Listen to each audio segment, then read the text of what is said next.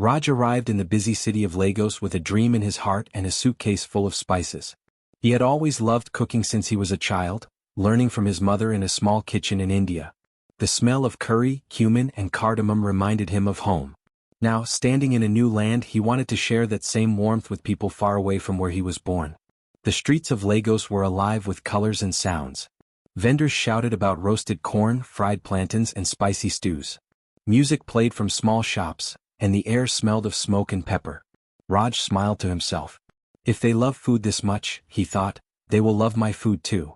He found a small shop near a busy street market. The walls were faded and the roof leaked a little, but Raj saw potential. He cleaned it himself, painted it bright yellow, and hung a small sign outside that read Raj's Spicy House. Every morning he woke up early, grinding spices, chopping onions, and preparing his famous chicken curry. But across the street stood another eatery, a lively, warm place run by a Nigerian woman named Mama Tola. Her food was well known in the neighborhood.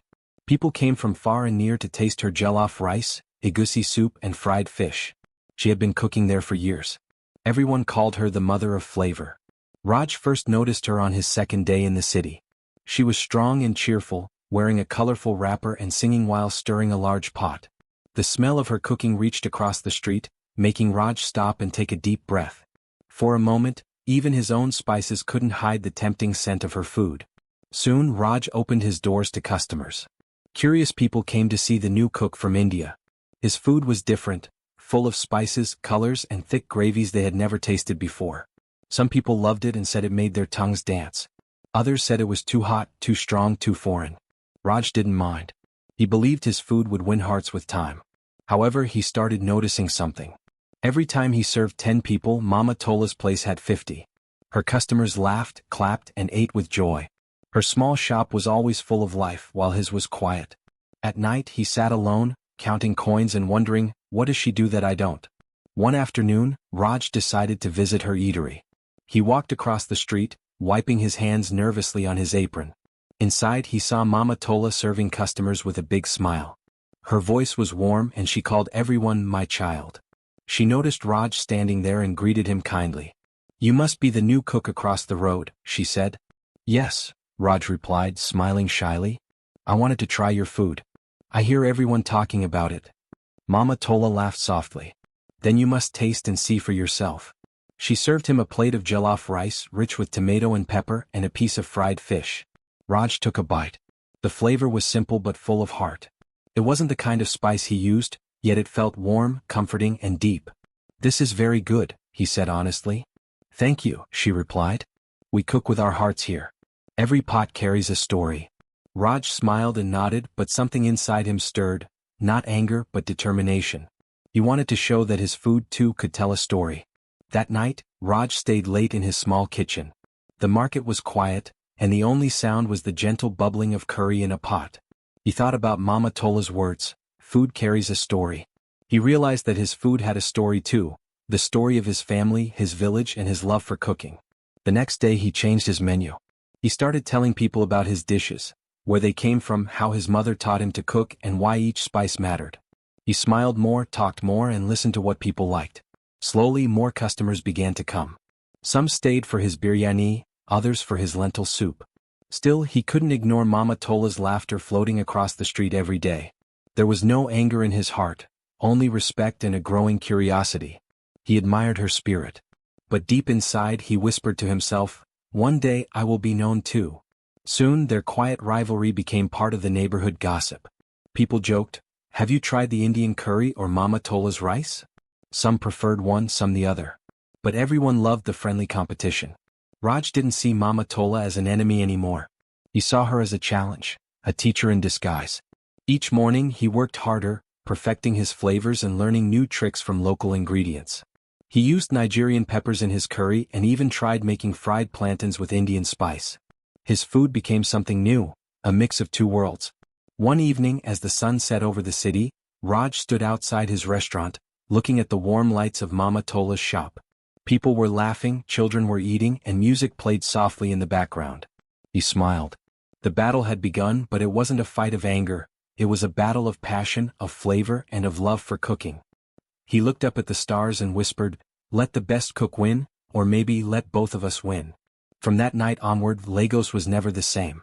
The street became famous for food. People came not just to eat but to taste two worlds on one road, one from the heart of Africa and one from the heart of India. And in the middle of all that, Raj felt alive. He didn't just come to cook, he came to learn, to share, and to grow. And that was how the quiet battle began, not with anger but with the fire of two cooks who loved their craft more than anything else in the world. Every morning, the smell of spices filled the small street where Raj and Mama Tola worked.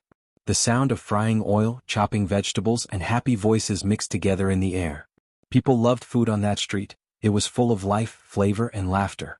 But behind all the smiles, a quiet competition was growing stronger every day. Raj's restaurant had started to become popular. His bright yellow walls and colorful lights caught the eyes of everyone walking by. He played Indian music outside, and his cheerful greetings made people curious. He had a small sign that read, "Taste the spice of India." At first, people came just to see what was new. They were surprised by the strong smell of curry and the bright red color of his food. Raj would stand proudly behind his counter, serving plates with a big smile. "Taste this one," he'd say, offering free samples. Some customers laughed after tasting his spicy curry, fanning their mouths. Others smiled and said, "This is different, but good." Soon people began to talk about him. "The Indian man across from Mama Tola cooks fire," they said. Mama Tola heard those words and smiled softly. She wasn't worried, but she watched carefully. Her restaurant had always been the heart of the neighborhood. People came not only for her jollof rice but also for her warmth. She knew almost every customer by name. She would ask about their families, their work, and their children. To her, cooking wasn't a business, it was love served on a plate. Still, she noticed that more and more people crossed the street to Raj's place. He was clever, always trying new ways to attract attention. One day he hung colorful lanterns outside his door. Another day he gave free mango juice with every meal. People enjoyed his energy. The street had never been so alive. Her son, Kalechi, who helped her in the kitchen, frowned as he looked across the road. "Mama, this man is trying to take all our customers. He gives free food, loud music, and bright lights. How can we compete with that?" Mama Tola smiled and stirred her pot calmly. "My son," she said, "when food comes from the heart, it always finds its way to people." Raj, on the other side, was proud but not cruel. He admired Mama Tola's calm strength. Sometimes he stood outside and watched people laughing inside her eatery. He noticed how she touched their lives, offering extra soup to an old man, giving a small discount to a student, or wrapping leftover food for a hungry child. There was something special about her way, something money couldn't buy. One sunny afternoon, Raj decided to visit her again. He walked across the street, carrying a small bowl of his best dish, chicken curry cooked with coconut and Nigerian pepper. He entered her restaurant, smiling. The crowd went quiet for a moment. Everyone knew who he was. "Mama Tola," he said kindly, "I brought you something. I want you to taste my food and tell me what you think." Mama Tola looked at him and laughed gently. "Ah, the famous Indian cook himself. Come, sit down." She took the bowl and tasted a small spoonful. Her eyes widened slightly. The curry was bold, strong, and rich with flavor. She nodded slowly. "You cook well, my son," she said. "Your food has strength. But food is not just about showing off, it is about love." Raj chuckled. "Maybe. But a little showing off doesn't hurt." The customers laughed and even Mama Tola smiled. She served him a plate of her jollof rice. "Now you try mine," she said. Raj took a bite. The rice was smoky, soft, and full of deep flavor. He smiled. "It tastes like home," he said. Mama Tola nodded. "That is because it comes from the heart." From that day the friendly rivalry grew stronger. People from all over Lagos started coming to the street. Some came for Raj's spicy curry. Others came for Mama Tola's jollof rice. Many tried both and couldn't decide which was better. It became a joyful competition. Children teased each other saying, "Team Raj," or "Team Tola." Vendors nearby sold cold drinks to the growing crowd. The street turned into a lively food corner filled with laughter, smells, and songs from two cultures. One day a group of tourists stopped by. They couldn't believe how exciting the place was. One of them said, "It's like a food war but everyone's happy." Raj worked harder each day adding new dishes. He learned to cook with local ingredients, plantains, yams, and even palm oil. He wanted to mix his Indian style with African flavor. Mama Tola watched and nodded in quiet approval. She could see that he had passion and she respected that. At night, after closing, Raj often sat outside his shop, looking at the glowing lights from Mama Tola's place. He could hear her laughter and the faint sound of a radio playing old songs. He sometimes thought of his mother back home and how she used to tell him, "Son, food is not a battle. It's a gift." Maybe this was true. Still, a part of him wanted to prove himself, to show that his food could stand proudly beside hers. Mama Tola too thought about him.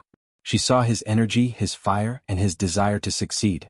She admired it even if she would never admit it. To her, he was like a younger version of herself years ago when she first opened her restaurant with nothing but hope and a wooden spoon. One evening, after the rush of customers was over, she crossed the street with a covered pot. Raj looked surprised as she placed it on his counter. "What is this?" he asked. "Taste it," she said with a wink. He opened the pot and smiled. It was agussi soup with soft pounded yam. The smell was rich and inviting. He took a bite and closed his eyes. "It's perfect," he said softly.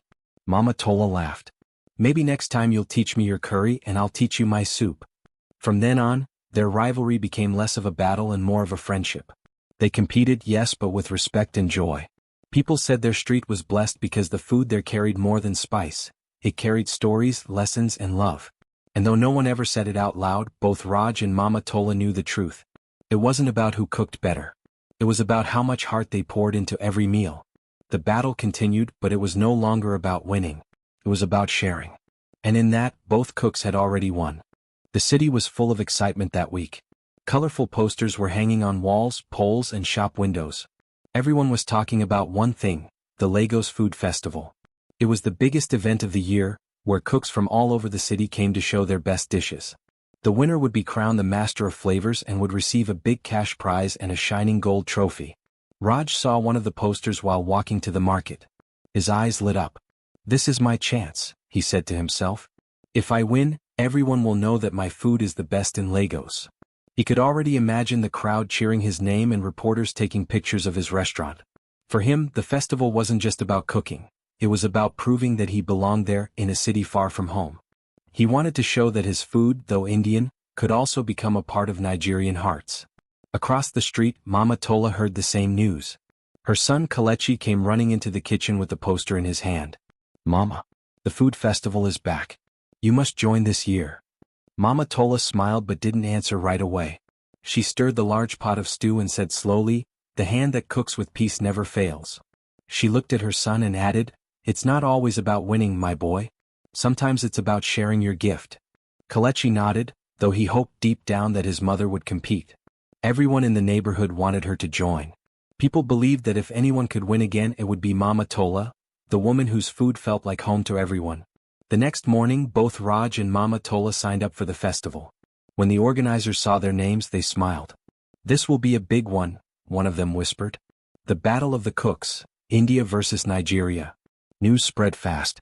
The whole city buzzed with excitement. People picked sides jokingly. Some shouted, "Team Raj," while others said, "Mama Tola for life." Vendors made t-shirts and radio stations talked about the coming event. The street where both cooks worked became the center of attention. Raj started practicing right away. Every evening, long after the shops had closed, lights still burned in his kitchen. He mixed Indian spices with Nigerian ingredients, curry with palm oil, cumin with chili pepper, and coconut milk with yam. Sometimes the flavors clashed, but sometimes they danced together perfectly. He wrote down his recipes carefully, making small changes each night. He wanted to create something no one had ever tasted before, a dish that showed two worlds coming together. But it was not easy. Some nights he burned the rice or used too much spice. Sweat rolled down his forehead as he whispered, "No, not perfect yet." Still he didn't give up. He worked until the stars faded and the sun returned. Across the road, Mama Tola watched him quietly. She could hear his pots clanging and smell his curry even from her window. Kelechi asked her, "Aren't you going to practice too?" She smiled. "I don't need to chase perfection, my son. I have cooked for many years. The food remembers my hands." But even then she cleaned her pots carefully, bought fresh ingredients, and prayed before she began cooking each morning. Her food didn't need fancy tricks. It had something Raj was still learning, soul. As the festival day drew near, the tension in the neighborhood grew. Customers visited both shops, wishing them luck. Some teased Raj, saying, "Don't add too much pepper this time." Others told Mama Tola, "That Indian man is working hard, oh, you better be ready." Raj laughed politely, but inside he felt nervous. He respected Mama Tola deeply. He knew she was good, maybe even better than him. But he wanted to give his best. One night before the festival, Raj couldn't sleep.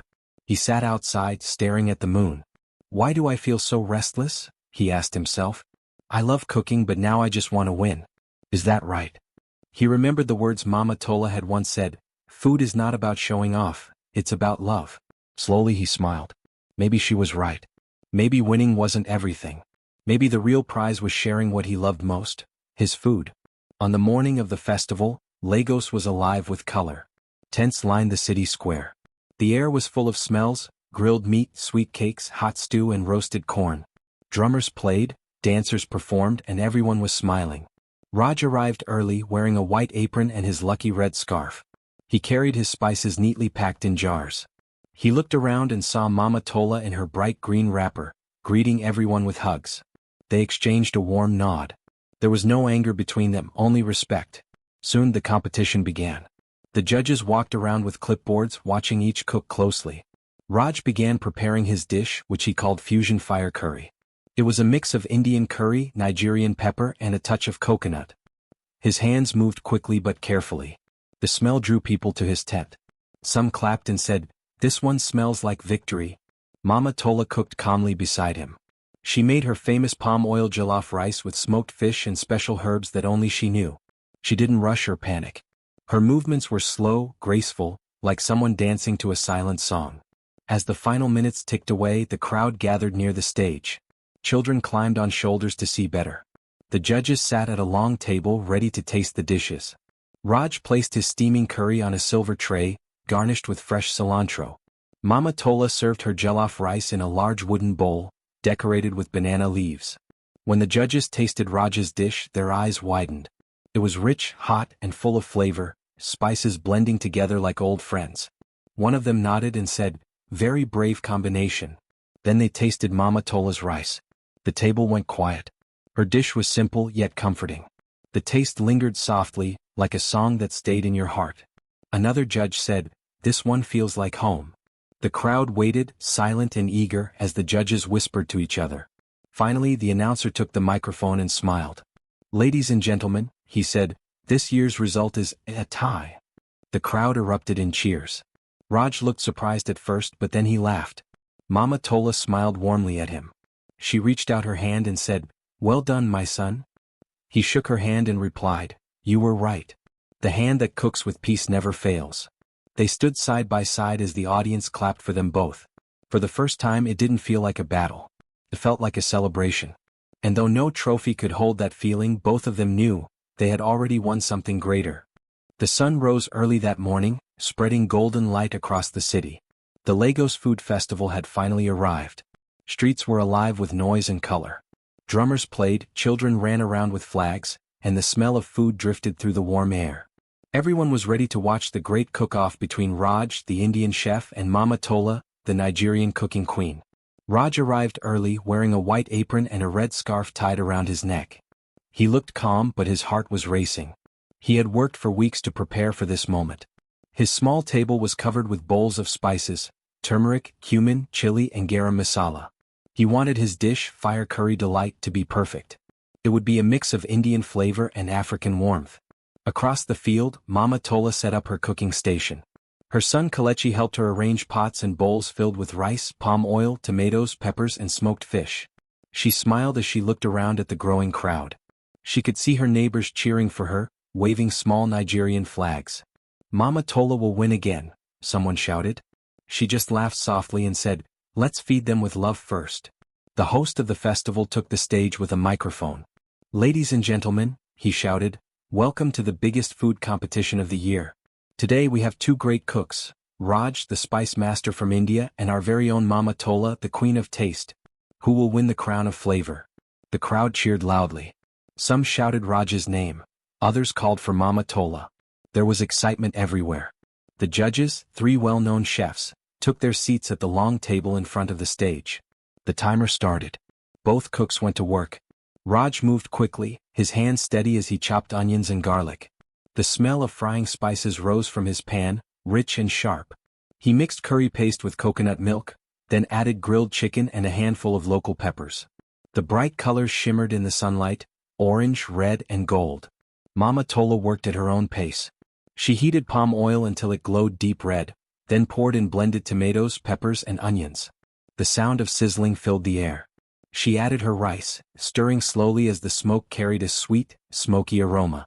Then came the final touch, pieces of smoked fish and secret herbs that she always kept in a small cloth bag. The crowd watched closely. Even people who had never cooked before were drawn to the way they worked. Raj cooked like a storm, fast and full of fire. Mama Tola cooked like a song, calm, steady, and filled with rhythm. As the minutes passed, the judges whispered to each other, smiling at the smells drifting their way. Children stood on benches to see better. A group of old women near the front were already arguing about who would win. "That Indian man has fire in his hands," one said. "But Mama Tola's rice smells like heaven," another replied. "Let's wait and see," a third woman laughed. Raj wiped sweat from his forehead. The heat from the stoves was intense, but he didn't stop. He wanted every detail to be right. He added a little lemon juice, sprinkled chopped coriander on top, and carefully plated the curry in a silver bowl. The sauce glistened in the sunlight. When he looked across, he saw Mama Tola quietly smiling as she spooned her jollof rice onto a large wooden tray. The rice was golden and smoky, decorated with slices of ripe plantain and pieces of fish. The sight made Raj smile too. "She's good," he thought, "very good." Finally the host called out, "Time's up. Cooks, step away from your stations."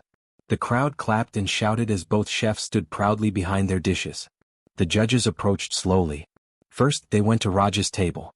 The smell of his curry made them close their eyes for a moment. One of the judges took a spoonful and nodded immediately. "Strong," he said. "Bold, spicy, full of life." Another judge added, "You can taste the journey in every bite. It feels both foreign and familiar." Raj's heart swelled with pride. Then the judges moved to Mama Tola's table.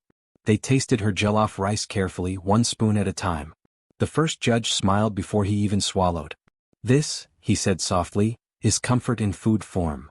The second judge added, "The rice is perfect, soft, smoky, full of soul." The crowd was silent as the judges whispered together. Raj and Mama Tola stood side by side waiting. Raj looked calm but nervous. Mama Tola folded her hands and looked at the sky. After a few long minutes, the host walked back to the microphone. "Ladies and gentlemen," he began, his voice playful, "we have a very difficult decision today. Both dishes are wonderful, both full of flavor, and both represent love and culture. So, after much discussion..." He paused dramatically. The crowd leaned forward, holding their breath. "It's a tie," he shouted. The crowd exploded with cheers and laughter. Some clapped for Raj, others for Mama Tola. The drummer started playing again. Even the judges smiled and stood to shake both cooks' hands. Raj laughed out loud, the tension melting away. He turned to Mama Tola and said, "Looks like we both win today." She smiled warmly and replied, "Yes, my son. When food brings people together, everyone wins." The host handed both of them golden medals. Cameras flashed as they stood side by side, holding their dishes for the audience. Children ran up to take pictures with them. The smell of their food mixed in the air, creating a fragrance that no one could forget. After the ceremony, Raj and Mama Tola sat together under a tree, sharing a plate of each other's food. Raj tasted her jollof rice again and said, "Your food reminds me of home, even though my home is far away." Mama Tola smiled. "That's because real food speaks one language," she said. "Love." As the sun began to set, people were still talking about the cook-off. Some said Raj's curry was the best thing they'd ever tasted. Others swore by Mama Tola's rice. But everyone agreed that it was the most beautiful festival the city had seen in years. That night, when Raj returned to his restaurant, he lit a small candle near his cooking pot. "Thank you," he whispered quietly, to his spices, to his food, and maybe to fate itself. He knew he had found more than success. He had found friendship, respect, and a second home. Across the street, Mama Tola also sat outside her shop, humming softly. Kalechi asked her, "Mama, are you happy with the result?" She smiled and replied, "Of course. The festival was never about winning. It was about joy. And today we gave joy to everyone." The sound of laughter drifted through the quiet street, along with the faint scent of curry and rice. The festival had ended, but something new had begun. A friendship built on flavor, kindness, and the simple truth that food, when cooked with love, has no borders. After the festival, the whole city talked about Raj and Mama Tola. People could not stop smiling whenever they remembered the cook-off. Some said Raj's curry had opened their taste buds to new worlds, while others swore that Mama Tola's jollof rice had touched their hearts. But what everyone agreed on was that both cooks had given them something more than food. They had given them joy. Raj visited Mama Tola a few days later. She was sitting outside her shop, peeling yams while Kalechi washed dishes beside her. When she saw Raj, she smiled warmly. "Ah, my friend, you came to eat again?" she teased. Raj laughed. "Maybe," he said. "But I came for more than food. I came to talk." Mama Tola nodded, wiping her hands. "Then sit, my son. The best talks happen near the fire." Raj sat down beside her and looked at the pots and spices around. He noticed how everything seemed peaceful there, the smell of palm oil, the sound of children playing nearby, and Mama Tola's calm way of moving. He said quietly, "I learned something from the festival." "What did you learn?" she asked, curious. "I learned that cooking isn't about being the best," Raj said. "It's about sharing what you love. When I saw people smiling after eating our food, I realized winning doesn't matter.